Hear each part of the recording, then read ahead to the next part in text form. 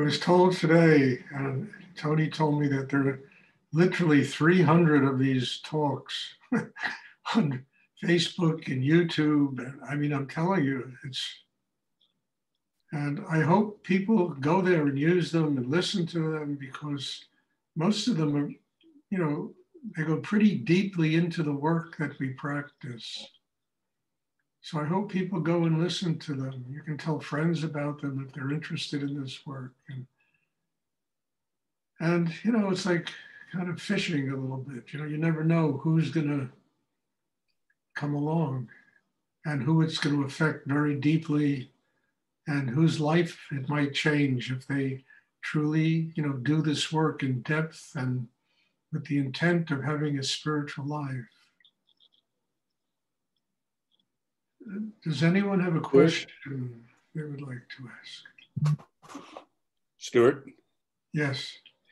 Have you considered having your talks transcribed and then posted?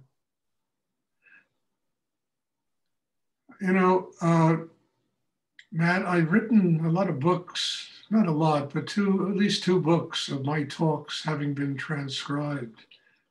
One of them is partially transcription and partially memoir called Navigating the River of Time. And yeah, I mean, that can be done. But, we live in a world today where people don't read. I mean, it's very hard to get people to read things. And videos really have a deeper impact. I mean, yes, if somebody wants to do it, I'm certainly not going to stop them. And then, they could be edited and published as a book. Not a problem, I mean, it certainly can be done if somebody wants to do that. I'm not going to do it because I just don't have time to do it. Well, I've used transcription services.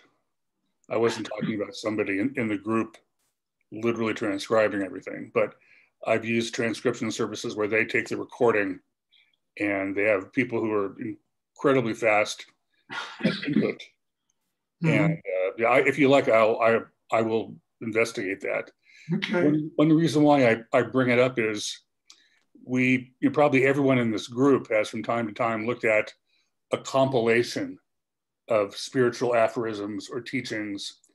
And I have found with books like that, this is just my own personal experience, I tend not to start at page 1 and just read my way through to page 356. I like to just open the book up and 99 times out of 100, I just land on something that just happens to be completely relevant to whatever. Well, you just defined my books, Matt. That's what they're like. I wrote a book called Moving On, Finding Happiness in a Changed World. And it's like 108, maybe more, a couple of hundred pages of aphorisms. And they're all original. And Chris is here today. She has them by her bed. She reads them all the time, And, I like books like that. I think books like that are very inspiring. And if you want to find somebody that can transcribe them, fine. I remember I had a friend of mine I wrote a book about Rudy, about the last half hour of Rudy's life. And this friend of mine read it and he called me up and said, I have, transcriptions of all Rudy's tapes. He said it's like, endless, 1,500 tapes, and he said, and you're the only one in the world who could edit these and really turn them into a book. And I told him, I just don't have the time to do that. I mean, that's like a 10-year job, to edit a book like that. And I told him, I apologize, but I can't do that kind of thing. I don't have the time. They said, you simply couldn't even pay me enough money to do that. It's just too big a job. Yeah. So there's not only the transcriptions, there's the editing, it's making it literary because the spoken word, unless it's in dialogue in fiction, and the written word, it's a little bit different. They have to be edited. But find out. I'll be happy to back that and see if we can do something. And please know that I was in no way attempting to suppress sales of your books. I was just thinking about another delivery form for a lot of great content. I mean, I know in my own case, just having been around now for 4 or 5 weeks, I'll remember, oh, Stuart said something about this 2 weeks ago, 3 weeks, you know, and it's impossible. You know what I mean? It's just easier to go to a different type of source material than to listen to, you know, 20. But 20. Matt, let's discuss this in, you know, my email or something like, you know, because there might be other questions that people have to ask now. So I don't want to cut you off, but it might be good. We can go through this via email. Does anyone else have a question they would like to ask? Oh, Stuart? Yes. Yesterday you spoke about many things. Well, one of the things was suffering consciously. Does that not only involve detaching emotionally, but also feeling, experiencing some joy behind the suffering? No, Tony, what it's about is using this meditation practice to break yourself down and getting strong enough to transform the suffering into a spiritual life. That is conscious suffering. Knowing how to use the pain, the difficulty in your life through transforming it. How do you transform it? You got to be able to turn it into Shakti, into energy that nurtures you instead of energy that depresses you and makes you unhappy. And, you know, you want to go out and hurt somebody, you know. So when I talk about suffering consciously, at least this is how I've done it in my life. Every time I went through some horrendous situation, man, did I get centered, and I would have meditation classes, and I would go so deep in myself, and I would ask so deep in myself for help to transform this pain, this difficulty into my spiritual life, into an open heart, and mostly into forgiveness of people that were bringing this nonsense into my life. That's what I mean by suffering consciously. And using it as a reminder that you have to grow, then using the meditation exercise to build a system inside that's strong enough to transform the suffering into, hey, this is helping me to grow. I shouldn't get upset about this. I should really take this deep inside and allow it to help me continue to grow inside my life. Then you suffer consciously. You are using it to get to God instead of allowing yourself to be destroyed by it. And when I talk about suffering consciously, this is what I mean. And we have a meditation exercise that can be used to do this. And, you know, the angst, the anger, the Truman, Strom, and all that, whatever that's called, you know, that goes on inside people, it can be transformed. I mean, I remember once I was sitting in Pat Fay was with me, you know, we were sitting on Lincoln Road with a guy who was a very famous orchestra conductor, you know, and I'll never forget when he said to me, Stuart, there's got to be something higher than music. It just blew my socks away. I never thought I'd ever in a million years hear anything come out of his mouth like that.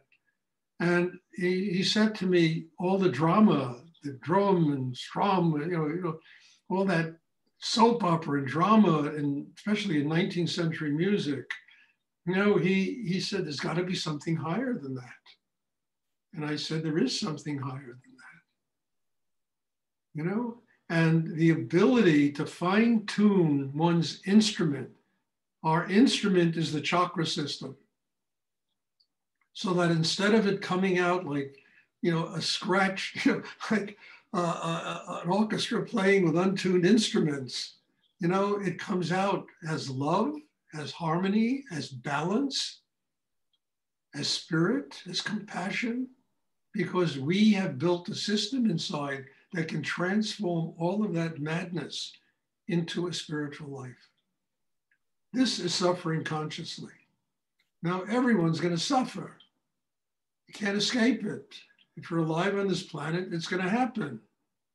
How do you use it consciously? Now, that's what I'm talking about. Fine-tuning your instrument inside. you know, the chakra system, being capable of staying grounded inside, centered inside yourself, and then opening the heart. And all of that suffering will dissolve into Shakti, energy that will nurture you and help you to grow. That's conscious suffering. Not, you know, not feeling emotion, all the stuff that people talk about. It has nothing to do with it. It's using that energy as a step in a ladder to get to God. And, you know, trust me, suffering, everybody has it. I once wrote in one of my books, suffering is the perfect democracy. Everybody has it in one form or another. Very few people use it to build a spiritual life. And when Rudy talked about you either suffer like a schmuck or you suffer consciously, this is what he's talking about. You learn how to use it to grow instead of allowing it to run over you, you know? You know, it's like some huge truck coming at you that just smashes you into the ground, you know? And this is an amazing way to live because then we become a master of ourselves. And we don't let all of that bullshit determine how we live our day.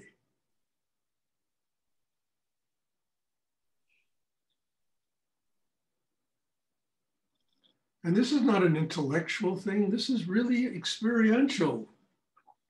This is knowing how, developing the craft of inner work so that you can use that craft to transform anything that happens to you into a spiritual life. Because whatever it happens to us, it's God's teachings. And some we like, some we don't like. The universe doesn't care. It teaches you the way, what you have to learn at any particular moment in your life. And then it depends upon the ability to use it consciously.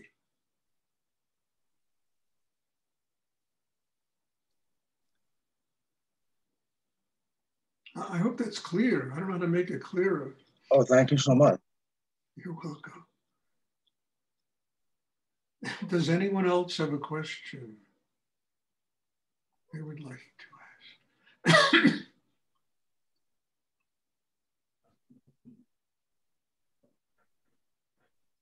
And this way we grow up. We don't spend our lives being an erotic 7-year-old. Why me? Why am I going through this? All right, I'm going through it, but I know how to use it consciously. I know how this experience can get me closer to my spiritual enlightenment.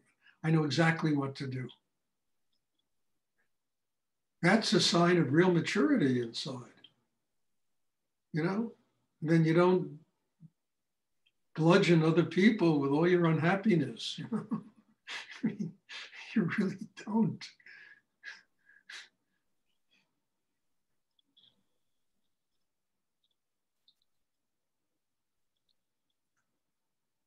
Does anyone else have, and just to finish this, look, 99.8% of this world does not live terribly conscious in a conscious way.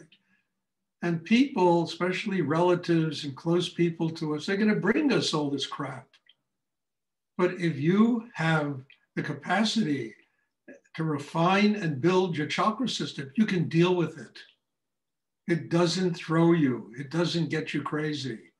You can transform it inside yourself. Just more compost, you know, that you can use to nurture your organic internal garden. And other people's, you know, tension does not intimidate us anymore. We're capable of dealing with it. We have that balance and strength in ourselves that can deal with other people's tension. And God knows there's an endless amount of it in the world, you know, endless amount, not only our own tension, but other people's tension that we have to deal with every day, you know. Stuart, isn't it normal to also feel, I mean, even if it's not our personal pain, but if you're feeling pain from what's going on in the world, the animals, people starving, animals starving, all this destruction that's being done in our planet. And yes, it's and very. the Buddhists say, if as long as there are other people suffering, I suffer. Well, yeah, I agree. But if people would do inner work, not only what I teach, but inner work, if they would work on themselves, then all of this can find a resolution. But mostly it's just complaining about it. That's why it always exists. If you know, how many people really do inner work? How many people really work on themselves? Everybody complains about all their problems, and you just, you know, go to the media, and in 5 seconds, you know, refugee camps in Yemen and, you know, Afghanistan. I mean, people killing each other all over the world. It's horrible what goes on in this world. But it also reflects the internal battle that goes on in every human being. And if people would just make the effort to change inside themselves, this battle would change. Nobody would starve. There would be compassion, love for every human being. There wouldn't be all this bullshit that goes on in the American Congress between these idiots, you know, that are there, you know, trying to get their position and never really think about human beings living in the world, going through all the stuff they go through. It would change. But, you know, look, I once had a talk with God, you know, I really said, look, you know, I can work on me. I can try and do everything possible to help the people that come and study with what I teach. I cannot save this world. That's your problem. And, you know, it's a big problem. And there's reincarnation, and there's, people have 1,000 lifetimes to learn how to finally become conscious human beings. And yes, all of this goes on, and a lot of it is painful. But it would change if people change inside themselves. When you open your heart, you give compassion, you give love, you give, you know, you really care about other human beings. There's kindness, you know. But it's, a person needs training to just learn how to do that. And most people's worlds are so self-centered that that training doesn't exist. And then you have 8 billion isolated people struggling with each with their own reality, trying to fit everybody else into their reality. So honestly, the best I can do is, you know, serve God and serve the people who come into my life that want to learn what I have to teach. It's the best I can do. And trust me, we've tried it. Chris and I, we had in Kathmandu, we opened a safe house for young kids that were potentially going to be trafficked into sexual slavery in India. We ran a place like that for 4 years. It was the first place of its sort ever opened in Nepal. And we ran it, and God knows the stories and people we came across. Right, Chris? And tell her, you know, it was extraordinary. And finally I said, okay, we, you know, for reasons, we gave it to a group in Kathmandu, you know, that called REST. It was a friend of ours, a doctor who was running that organization. And then she called us up when I published my book, Little Sister. She read it. First, she was so angry I wrote this book. And then she read it and she said, Stuart, I cried through the whole book. It was so profound. It affected me so deeply. And she said, you know, because you started the Bahini Foundation, it saved the lives of 10,000 young girls. And I never heard that before. And that was extraordinary by starting that organization. And then being able to say, okay, a Nepalese doctor could run this better than we can. And to give it over to her without, it's my organization, it's my that, you know, here, Aruna, here's Bahini, you know, you will do a better job than even we were doing with it. And she did. God bless her.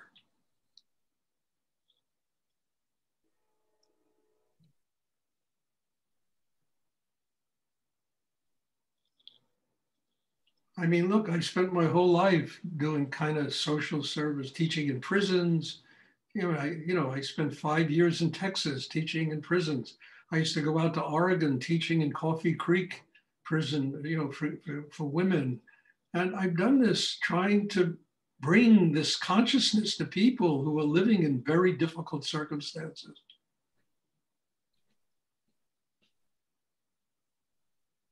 And I'll never forget, especially in Texas, I'll never forget it. It was a kind of a co-ed prison of people that had like a year to do. It was a federal prison, and all of the men were like muscle bound. All day long, they would just lift weights, these guys.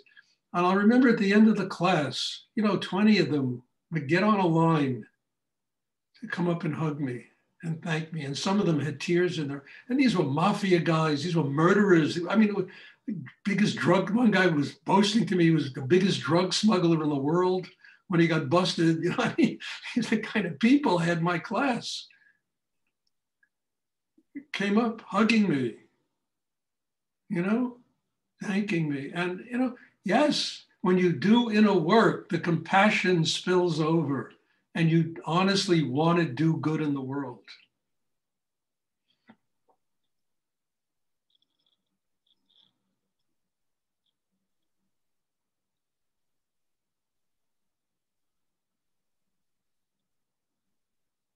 I remember this guy, Charlie, I'll never forget him.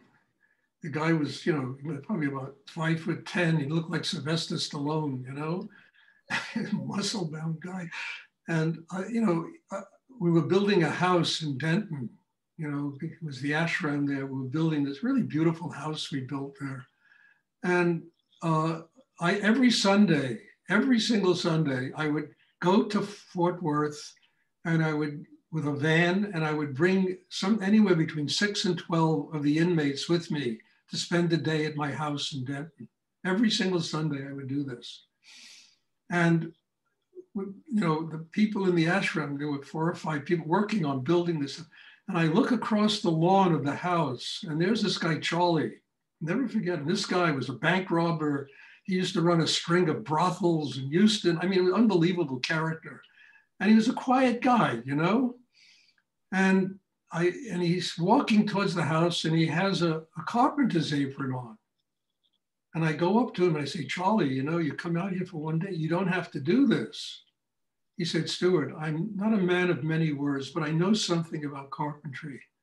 And going and helping you is a way of me saying, thanks for what you have done for my life. How could you forget anything like that? Ever. Ever.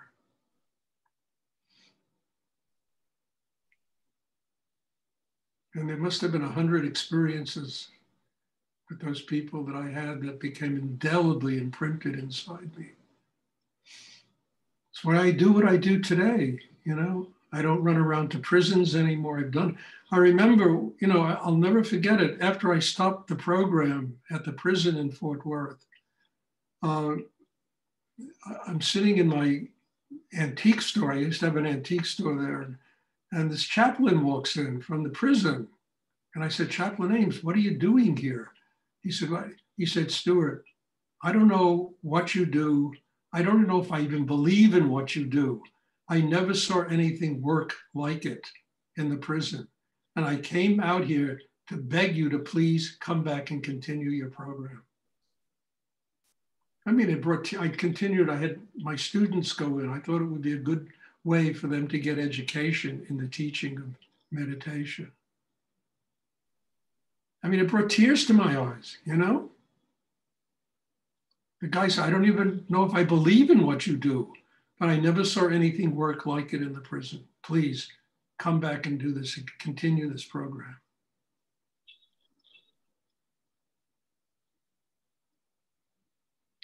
All of this is an expression of Rudy's work. When Rudy came to Texas, I would take him to the prisons. There were 2 of them. And he loved it. He just loved going there and, teaching the people that were there. I mean, it was incredible.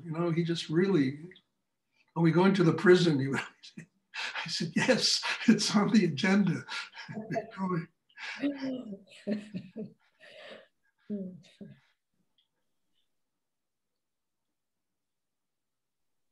Anyway, that is an outgrowth of being a servant of higher energy on the earth. And you don't even look for these programs. They just come. They send them to you. I mean, Chris, I remember she used to go to Rikers Island and teach. Yeah. You know, you talk about a hellhole on the planet Earth. It's Rikers Island. You know, I remember I went out there a few times and whoa, I mean, these were some tough guys. They're really tough guys. And they were like children there, you know, like baby, you know, lapping up the energy. As Chris talked, I went into my best Bronxese when I talked to them.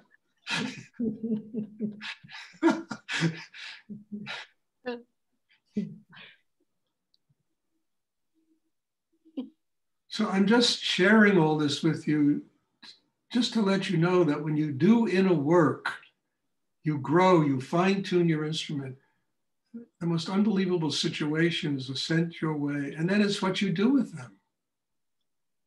And I know every one of those people in the prisons, they all were my teacher. I grew so much because I did that. So much in my life.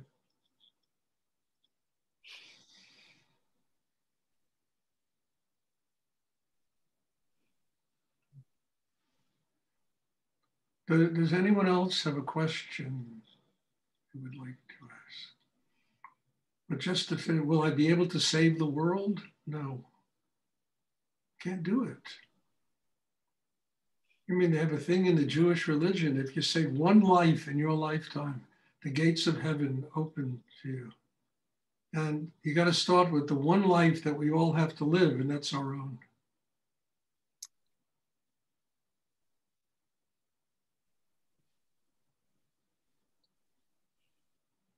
Does anyone else have a question they would like to ask? Stuart, Rudy spoke about living above the agony. He said you have to live above the agony in one of the lectures.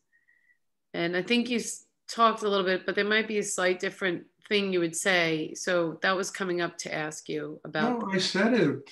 The agony is going to come. We all go through it. But when you know how to transform it into Shakti, into energy, into chi, into an open heart, you are living above the agony. And that is the craft of this meditation that we practice. You will live above the agony.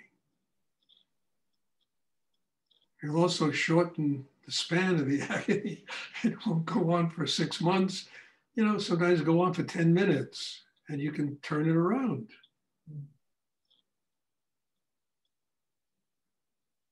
Does anyone else have a question they would like to ask?